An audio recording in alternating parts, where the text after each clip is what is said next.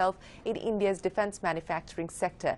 Here's CNBC TV 18 Sajit Mangat in conversation with the company's co-founder and CEO Anand Singh on the challenges of entering the NCNC segment and the way forward for MSMEs in this field. Anand, thank you for having us in your facility. Give us an idea of what is the capability of this facility. This facility is able to produce 300 units a month, and we have the full range that we produce here, right from car carriers to truck carriers to standard trailers, tippers, tipper trailers, and our defense range of products. I want to talk to you about the challenges of MSMEs for the defense sector. One of the biggest challenges is the time-consuming process, right?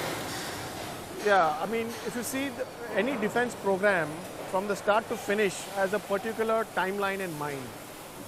But there is a process which we have to go through at each stage to get certain certification and approval, and at sometimes also to get the vetting done and the design cleared. For a small and medium-sized enterprise, we follow the timeline very strictly. But then there are things which are outside our control, which we cannot really have influence over, which causes the project to get delayed many times. So we have a big investment we have made in material, etc.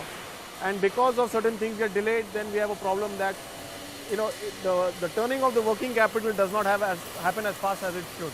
Another issue which is impacting the MSMEs is the NCNC, no cost, no commitment. Yes. Now, for a small MSME company, it's the biggest challenge to have an NCNC. Yes. How are you dealing with it? It is a challenge, and we are lucky to have good partners in Sofram in France. For example, the 70-ton tank transporter, that is also an NCNC. For this particular project, France came forward and said, well, we will support you, we will fund the NCNC and take that risk together.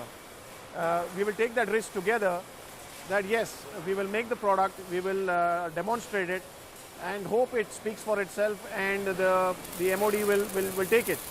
So in this particular situation, we have a solution. But a lot of the small, medium-scale enterprises are not able to cross this hurdle of NCNC. Many times they have to walk away from projects because they don't have the financial ability and the wherewithals to be able to deliver with an NCNC clause. In fact, we also backed away from a couple of projects already last year because technically we were good, price-wise we were good, experience-wise we were good, but we didn't have the money to do an NCNC capability. So what do you suggest to the government? How should the government deal with MSMEs who want to come into the sector, and how do you handle the NCNC issue? Well, if I put it from my perspective, I understand why the government does it the way they do it, but for promoting small and medium enterprise in this sector, I think they have to have a different view that it may be a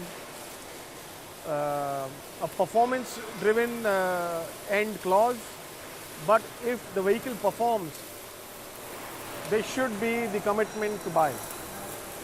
It cannot be no commitment and no charge for a small guy, because if he invests a crore, 2 crores, 3 crores into a product, and even if it performs, there is no commitment to buy. I think if that part can be changed a little bit, then it will give a lot more people who are entrepreneurs and who have the ability to take risks and who believe in themselves that I can produce a good product which will work and will meet the performance criteria at the cost level required, then they will take a lot more risk or the challenge that yes, let me do it. Or make program for the MSME alone, where the cost is shared by the MSME and the DRDO in an 80-20 ratio, like today it's for some of the major projects. Yes, that would be also a very good way, because then, you know, you are encouraging the grassroots manufacturing also, where a lot of the value is created. All this work typically is done by the small scale, medium scale enterprises, where they are putting in the effort at the ground level and actually doing the production themselves. So they have the ability, the knowledge, the capability, but finance is the issue.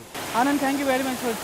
Thank you for having us here, and thank you for coming. Thank you. Thank you.